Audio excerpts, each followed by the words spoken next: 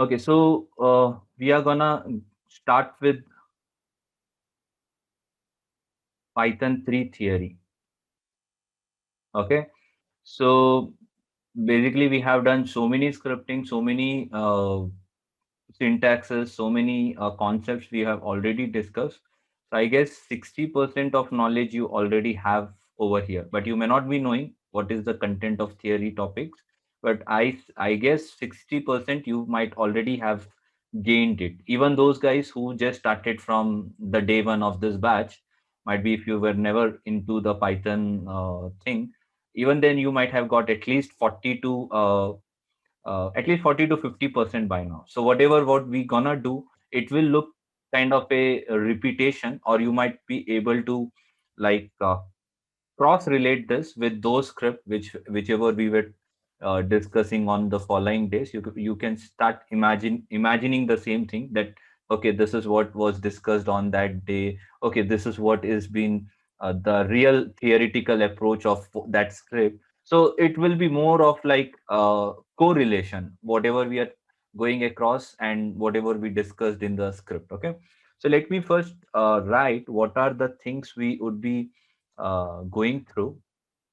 So this is like spread in 2 days. I will not be able to finish in one day, might be 2 days or 3 days. Let's see how many days it takes. So I'm just gonna write few topics which we would be covering here, in like might be today or tomorrow. And so whenever I start the class, I would be writing what are the new topics or for the theory. Okay. So these are few one which I have it on my top of mind. Okay. But there are more, but just whatever it comes to my mind, I am gonna write here. So we will start with some basic things like Python syntax, Python comment, Python variable, Python uh, data types. Now, data types are of multiple flavors. So, like string, bytes, dictionary, list, tuples, set. Okay. There are other things, other topics in the Python, which is like casting. Okay. Python slicing. We have already talked about all these things, but now you're gonna go in a systematic order. Okay. Python slicing and Python boolean, Python operators. What else?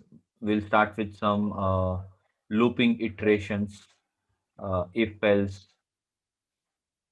for loop, while loop, nested loops. Okay. There are other topics as well, like error handling.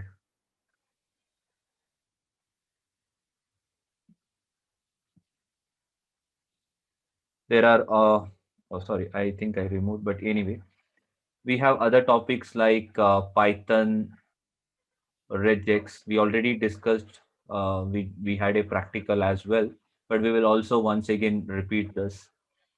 Python dates, Python modules, Python JSON. Okay. Um, Python read and write, Python delete files. So these are most of the things are these ones in Python. Okay, and we have already done so many scripting, so that is why I said 60% you are already good with all these terms. There is nothing which is a new thing here. Okay, so already a lot of things have been covered practically. Now it's time to sit, relax, and just see the theory, how it works, and what are the different options that these things offers to us, so that we can use it accordingly. Okay. I'll start with basic things first. and rest of the things would be taken up in the next class. I'll just create one file for our theory purpose. I'll say it has to be Python 3 theory class.py. Okay, so I can just go ahead and I can show you the different things here.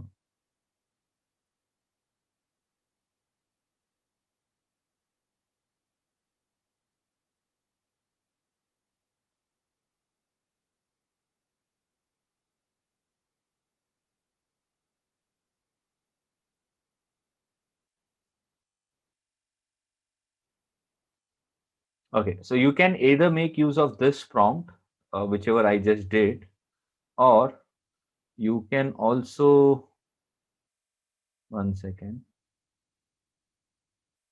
Yeah. So you can also make use of the Python console for any sorts of testing, because this is a Python 3 console itself. So say for example, hello world. Okay. And if you press enter, you're gonna print it.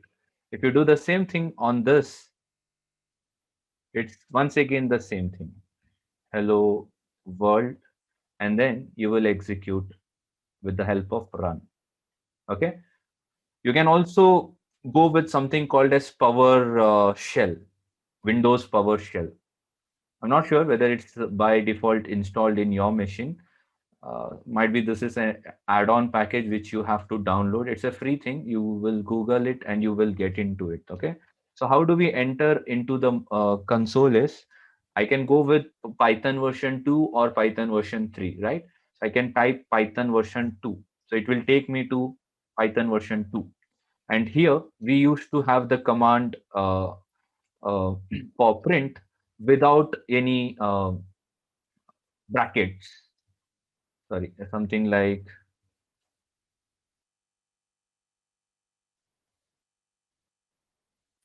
okay, something like this. This used to be the Python 2 print statement. If I just try to add brackets, parenthesis, that is also well and good. But the challenge is when you have gone towards the upper or the upgraded Python version. If you go towards Python 3, now they are not backward compatible. Okay, that means if I want to print something with this statement, which used to be Python 2, it will not work. I have to make use of the parenthesis. This is called as like parenthesis or brackets. So you see this. Whereas in Python 2, it took us this considered to be the good one, as well as this considered as good one. But in Python 3, that's the upgraded version, it's only with a parenthesis. This is gonna give you error. Okay, I'm just going through all the different platform where you can practice. Now there is one more platform which you might be not aware of. It's called as Windows PowerShell. It's a latest edition done on a Windows 10 machine. So how do you get is, open up your app store if you're making use of I mean Windows platform. Basically, you all would be on Windows 10, I guess. Okay, so if you see there's something called as Microsoft Store, and go into that and look for PowerShell. The good thing is it's a advanced CMD now. Okay, you might be aware of CMD, right? This has lot many glitches. These are not based on Python. If I just type Python 2, okay, now I think it has been taking now. But earlier there used to be no support on Python. Windows didn't have any native support. But the good thing is this is advanced CMD and it's a multi-tab as well. Whereas CMD, they are not a multi-tab option. This is a single instances, right? But nowadays we can have a multi-tabs as well. So you see there are a lot of tab, and they are by default with the Python installed versions.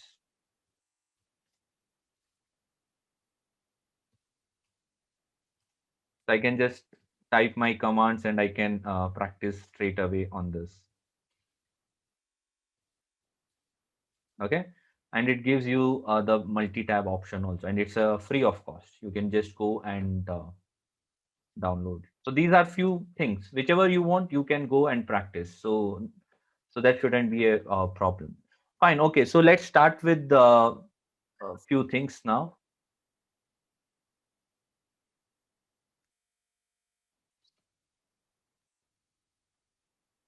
So first thing I would like to show is about comment session. How do you comment on a Python script? So we know that. Let's, for some example, let's take some script. So this is my script. Let's say I was the owner of the script. Now I'm being pushed to some other team. Now, if this is not properly documented in the sense about the strings and what is the task that's been getting done, might be someone who's been put up into this project would face issues now to just understand what is happening here. So it's always good you have lot many comment to be inserted on the script. So you can say here that this is SSH drivers.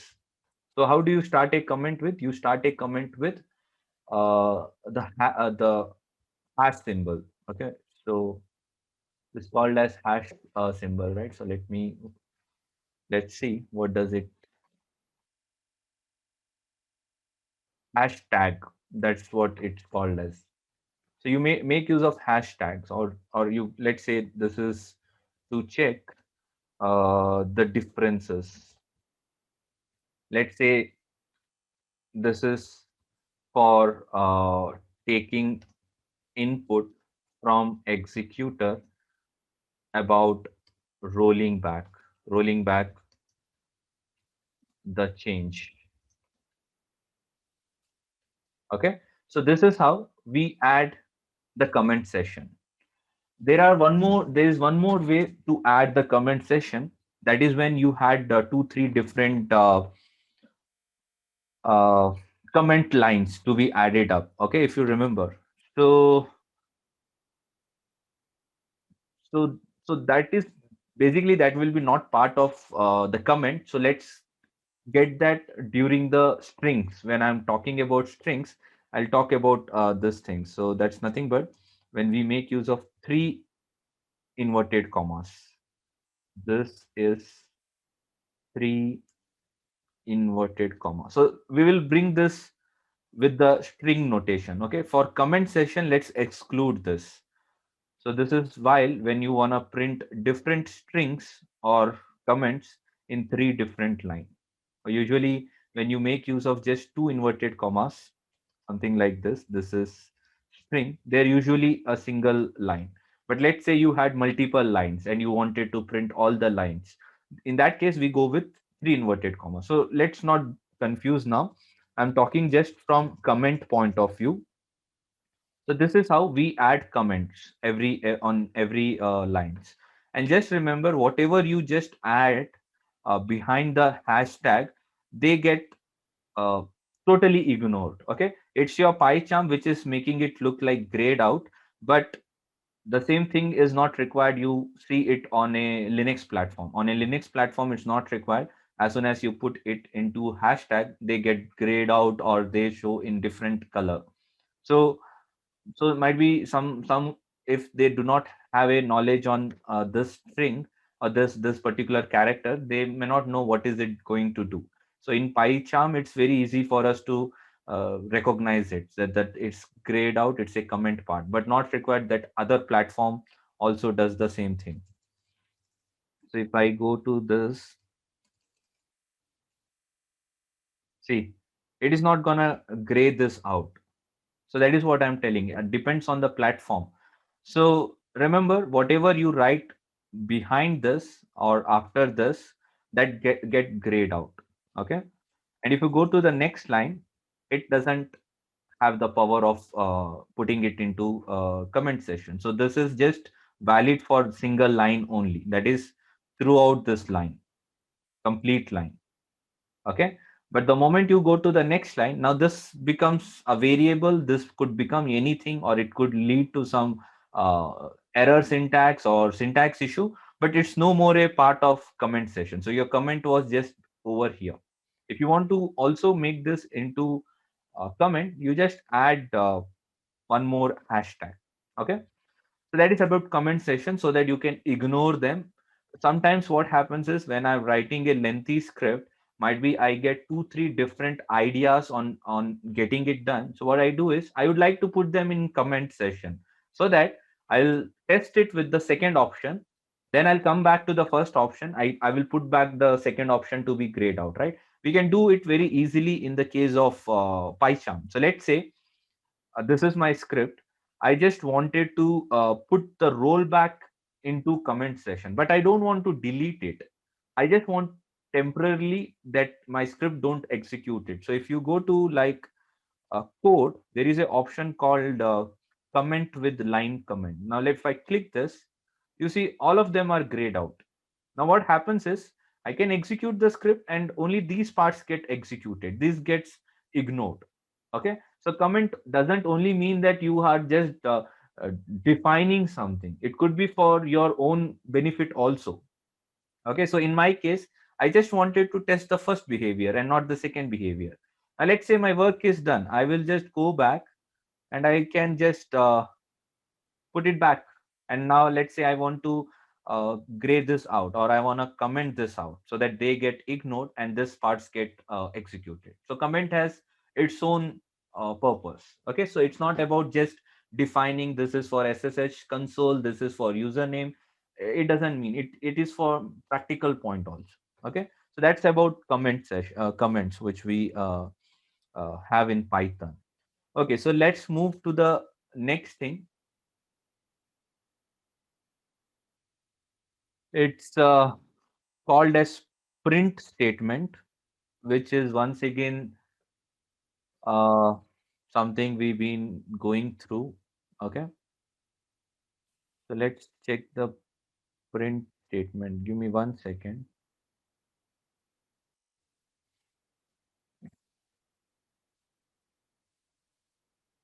Okay, fine. So what is print that does in the case of Python? It's basically to print, right? To print something. It could be anything. It could be printing the content of a variable, or you just want to print the data structure itself, or you want to print some statement. So basically, who is being benefited out of this? Is your script benefiting out of it, or is your machine is gonna get benefited of it, or it's the user who is executing is gonna benefit out of it? So it's basically the user. The first priority of print, or the first person who is gonna be benefited of the print statement is the user. So user know what is happening with the script. Is the script gonna uh, give a output, fetch the output, or print is gonna tell you that what is happening in the backend, if the device or if the script is running uh, executing something on so and so device. So that's get printed up here. If you don't add print, it's not gonna break your script, because there is no dependency on the print statement. Your the entire script is not at all dependent on the print. It's just from the user point of view that he gets to know what is happening in his script. So wherever, if you see the print, this print was to see what is the difference line. Difference line in the sense, the running configuration which is present on the box versus the configuration which you are trying to push it. It's gonna say that there are two new lines to be executed. There are three lines that to be deleted. So it's from user interest point of view. The script doesn't have dependency on this. Okay, so first thing, it is gonna show you what is the difference. Second thing, it's gonna once again give you interactive message saying that you're committing the change. So you know, you as a executor, you would know, okay, fine, so now it's committing the change. And here is where the exact thing happens. The exact Python is gonna execute or commit the configuration. Print is just from user interaction point of view.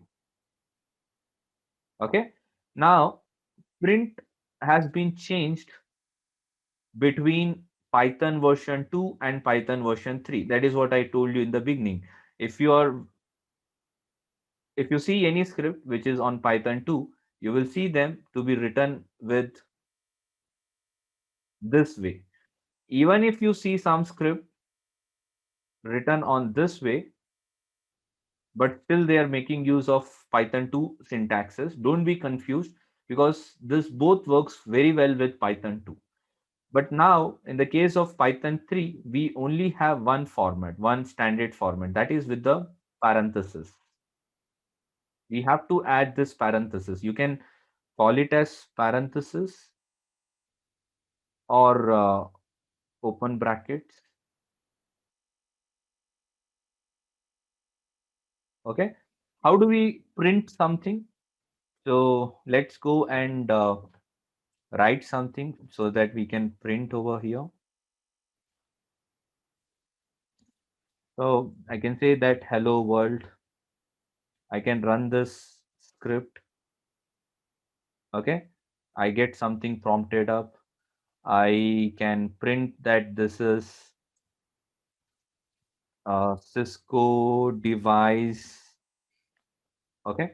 Let's say if I want to interact, make it interactive, I can add some variable. That variable can be defined on the top. I can say that 192.168.32.132 and I can run this now. Okay, so it just pulled the details from here and we just printed up. So this is just from user executive point. It doesn't have any sorts of dependency uh, over on our script. Our script is not gonna read this. This is just for user readable purpose only. You can make your script more interactive and the executor is aware of what is happening in the backend. So that's the main intention here. Okay, and as I told you, if you just go into uh, any other Python version, let's say Python 2, okay. Now the things here was that you could also write it in this way. The same thing don't work. So on my second tab, I'll keep Python 3 so that we can see on side by side option. So if I go with the same command, so you get an error saying that missing parenthesis. Do you mean print so and so? So that is one change, drastic change between this. All right, so let's move to variable. Okay, variable is very important because the whole script circle over on variable all the time. Okay, so there are some thumb rules which you will understand today. So in short, what is variable? Okay, I can call it as empty bowl where you can, or I can say empty bowl used to store the Python data. Okay, or you can just say that it's a container or an empty container for storing data values. Okay, now what is variable consisting of? Can you make a variable numbers or a text or some other format, boolean, true or false? So variable can be anything. It depends on what you're gonna store it. So I can say that these variables are dynamic in nature. There is no fixed thing like variable should be always a number. So we just convert the different data into something and then we store into variable. There is no such thumb rule. You can store anything that's available in Python. So variable just change itself accordingly. And we have seen that. Let's say if I store something as 1, 2, 3, and if I print this, and if I want to check what type of variable is this now, what it would print? It would print as integers. Okay. Now the same data, if you just make it as string, When you add the two inverted comma, they get converted into string. This is nothing but integers. And now if you print this, you will see that variable has changed and it is now showing as a string as a data value. So variables could be anything. There is no fixed rule that variable should be always so and so. Variable could be anything depending upon what data you're gonna store it. But there are some thumb rules that you need to remember while you're naming this variable. You cannot start with some symbols. You cannot have some kind of, which I'm gonna tell you all the things. Okay, so we'll just see some few examples. I know you are already good with this, but since it's a something which have to go in systematic, so I have to do all this basic things. So let's say x equals to 5. Okay, y equals to automation. All right, we can print this. We can print x. We can print y. What if I try to add both of them? That is x plus y. So let's see what all values do we get now. So we get the first value 5 as it is. We also get the second value. There's a typo, but let me just get it. Okay, we get the second value, but we are not able to get the third value. That is, we could print this, we could print this, but we are not able to print this because variable can store only one data type at a time. You cannot combine both. You cannot combine string and integer and try to save it. So remember that as one of thumb rule in the case of variable, that you cannot store two different data structure. So that is why it said that it cannot uh, support both. But what if you just convert the data now? So let's say this is string, and if you try to run once again, and you get the output, okay? Or let's say you just wanted to add two numbers itself. So you are trying with 5 and 10. So you see it is printing up.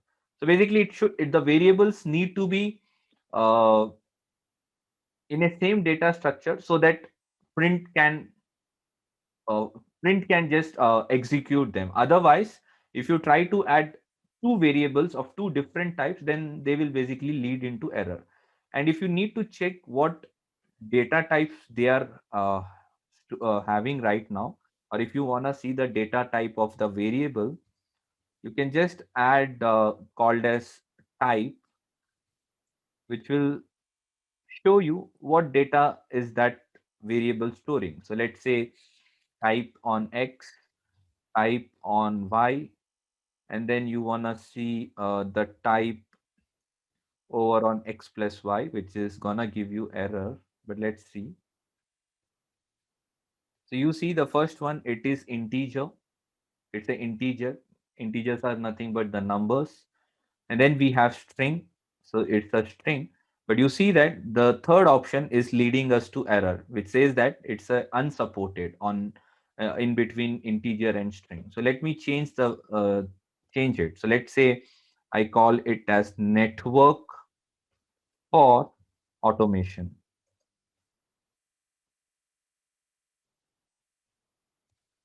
Okay. Now all of them are in a strings. You see string, string, and string. Okay. And if we just take out these option called as type,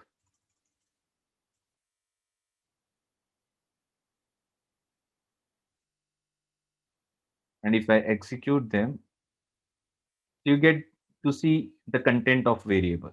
Okay. So these are called as variable now, and these are called the data storing types or data or the actual data. So this data is in string format. This is also in string format, and we are printing the value of variable. So variable is like a empty container. You place some data, variable just turn its color. Okay. So you place some data of black color, variable also get into black color. If it put some variable in a green color, the variable also changes to green color. But when you print the variables, different variable, black and green cannot be combined. So remember, they should be in a single data structure or same data type so that they can be executed. Okay. So that's about variable. These are called as creating of variables. I just created variables here by assigning them. Okay. And assignment on variable happens on the equals to symbol. So we make use of equals to for assigning something. Okay. Now, as we were talking about printing different variables, how to take care of those things. So let's say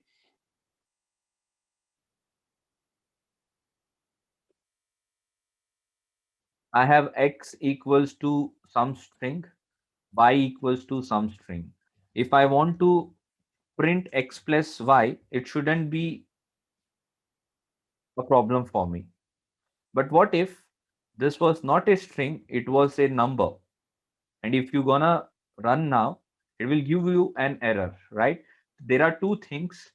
Either you can just convert this straight away while before storing it to variable, you can just add str. That is one way of converting it into string. If you just run now, so it's gonna get it done. But now the thing is, it's been converted into complete strings now. Now they are completely string. That's the reason it went well, very well with our syntax. There is one more way of getting it done, that is by adding the inverted commas. You just add inverted commas around this data, and then if you run the script, you see that is also valid, and it has actually converted into string. That's the reason it went good. Okay. So when you have the same data type, your variables will print accordingly. But if you don't, then they will not be getting printed up. But to create, there is no issue. You can create any data type, but it's a problem when you print them or when you try to concatenate them. So that's called as concatenation concept. Okay, this is concatenation error. When you try to add two different data types, you get concatenation error. Okay. So whatever I just did here of converting that, so str or this inverted comma, we usually call this concept as Python's casting.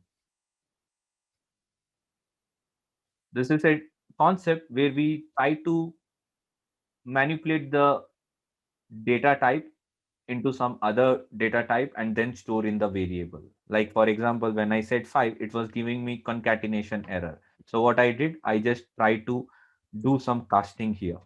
And basically that was to change from string to, change from integer to string.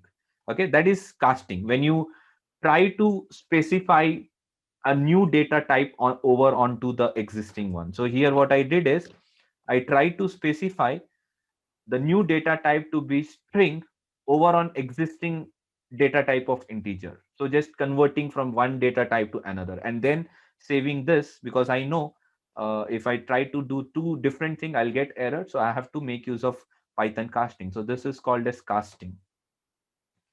You have checked the type. This is called type. Okay.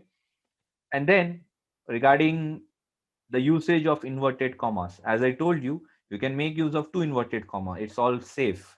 You can also make use of single inverted commas, something like this, network core, something like this. This is now single inverted comma, and if you just try to run this, they are good.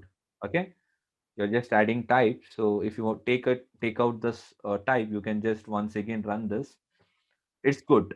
But what happens if you try to add, or if you try to what do you say, try to do both of them at a once? That is, you have inverted single inverted comma as well as double inverted comma. So that's a bad example. Okay. So you cannot match up two different things. You can either go with single inverted commas or double inverted commas, but not both at a time. Okay. So what did we just went through in a variable? We went with the variable examples. What is the definition of variable? Variable is a empty bowl of multiple, not multiple, empty bowl where you can store Python's data, or you can also call it as container, whatever, just something where you can store something, some Python's data type. Okay, we went through something called as creating the variables. These are nothing but we just created the variables. Okay, we went through the casting topic here. Why do we cast and how do we cast it? More examples I will cover here, but just trying to recap what we went through.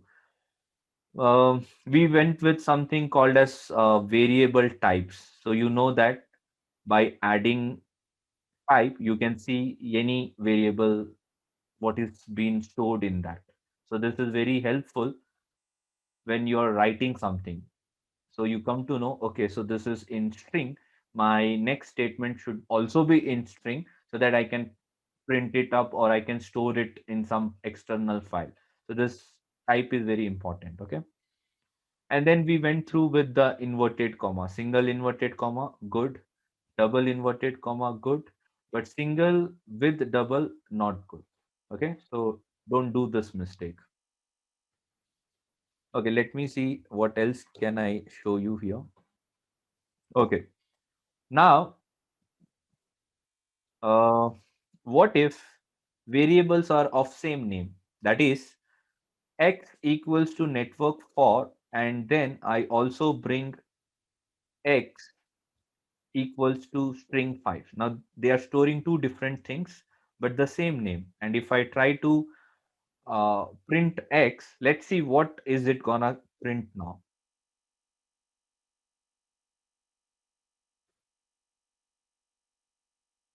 Okay, so I just have to bring it single inverted comma.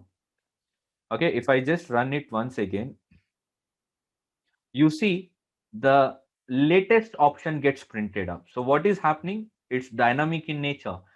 That means you stored some data on X. The moment you store something on top of that, the previous one just got wiped out or it's erased and the new data just came in. Okay. So that is why you might have seen multiple times I used to make a print there and wherever I have to call them. So let's say the right way to do this would be make a print on this and then make a print on Y. So two different print statement if you want to print both of them. Okay, sorry. So I'll just print X. Okay, so you see both the values got printed up. So they are in dynamic in nature. You put something, they just don't get appended or prepended. It gets overwritten. So your previous data just gets erased up, and you have to bring in.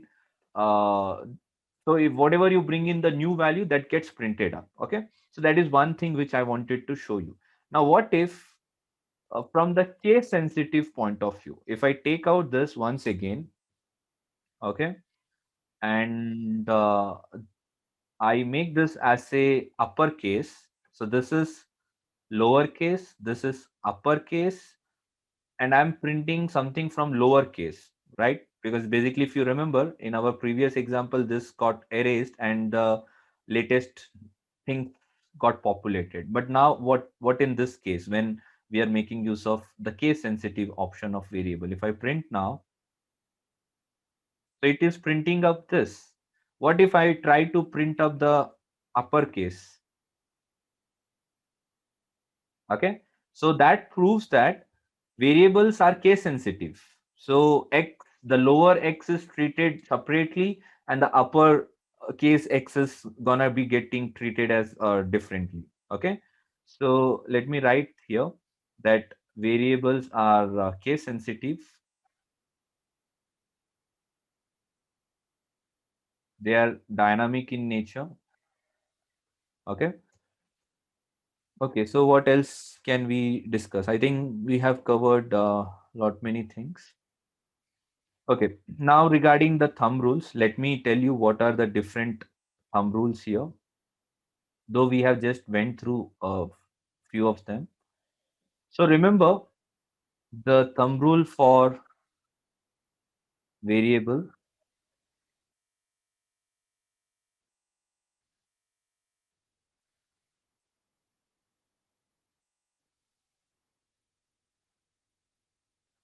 So whenever you start writing some variable, they have to be started up with letter, or you can also make use of underscore character. Okay. So what is underscore? Underscore is nothing but this symbol, right?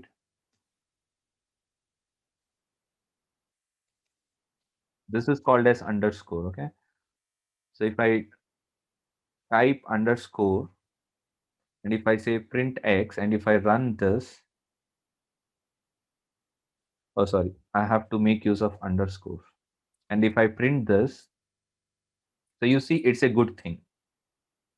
What if you start writing with numbers 1, 2, 3?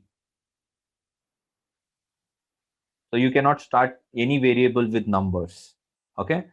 What if you're trying to uh, say this to be save output, which you remember we used to do this, right? Save output. Let me erase few things.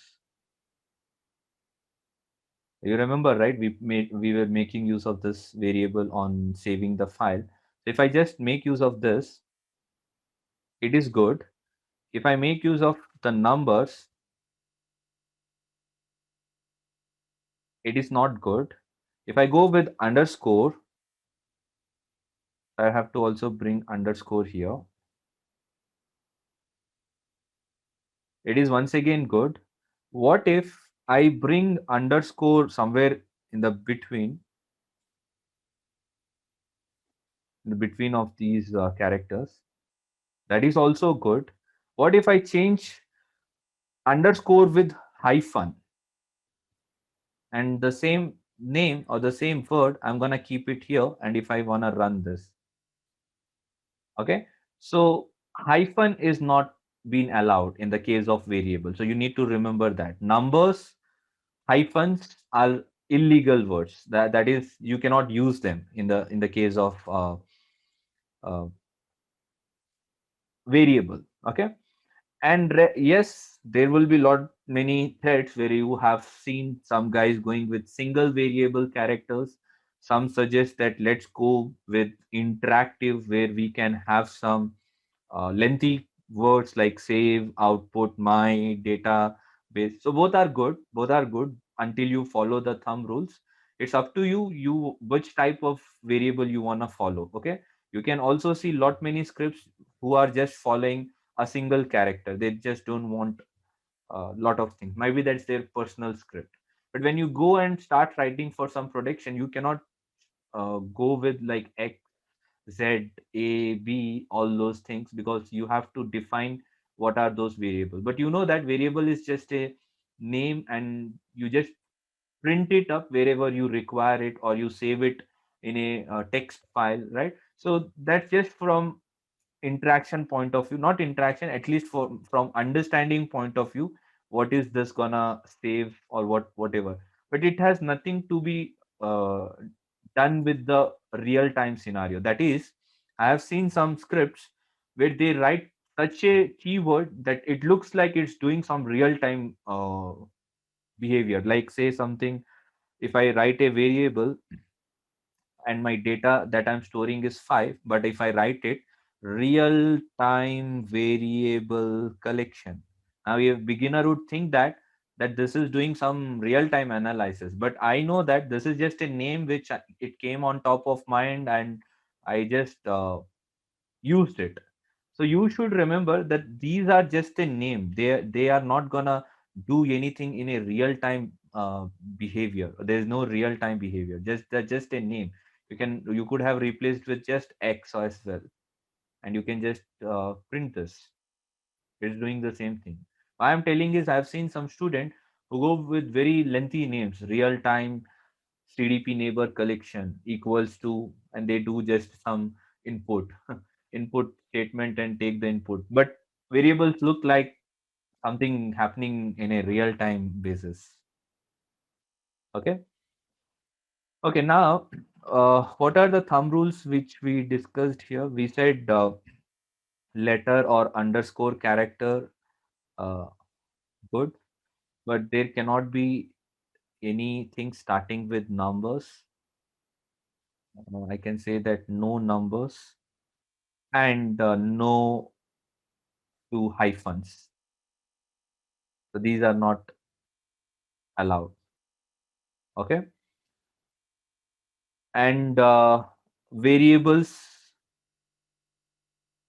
could be all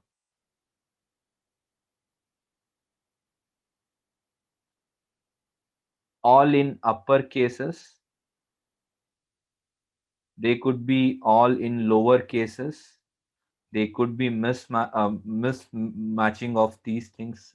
A something like this. That is also allowed. You can have numbers in between of these variable name, but you cannot start it. So remember that thing. Okay. You can add something like this: save output 1 2 3. This is allowed, but you cannot create this.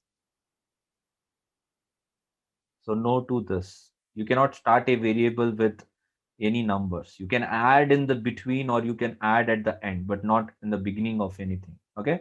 So these are all allowed. You can go with underscore. That is also good. And then there was something about case sensitive. So these are all case sensitive. Remember that. So if you see something like x 1 2 3 and x 3 4 5, so basically this is a different variable and this is treated as a different variable. Okay. So they are case sensitive. Something like automation is different. Automation is gonna be treated as different, and similar way automation is also be treated different. So these are all different things. That's why it said case sensitive. Okay. And what else did I tell you? Yeah, there's one thing, not very important, but it's good you know that variable can be defined in different ways, right? Say for example, if you call this as xyz, and you can say that cdp neighbors. Okay. And if you just print this, sorry, so you see you're printing out something. It's the same thing. I just change it, the first character, copy this, paste it here, and if I print now, so that is also good. If I copy the same thing and paste it here, if I say xyz underscore cdp underscore, and the variable name is being pasted up here, and if I run this, so that is also good. Okay. The reason why I'm telling is these are called as camel case. Okay. This would be called as Pascal case, and this would be called as snake case. Just for your reference, in case someone in or might be in the certification or interview, someone asks you, but you know that these are all valid keywords. It's just that how you're defining it. If you start with a lower case, and then you go with the uppercase, we call it as camel case. If you go with the first character to be uppercase and then you have the lowercase, all those things, we call it as Pascal. So just remember, the first character gives the name. So first character is uppercase, Pascal case. First character is lowercase, uh, camel case. Now, when you have this underscore, which is separating the different words, we call it as snake case. Okay, so that is about variable. So I think we will wind up here, and next class we will continue. So let's call it as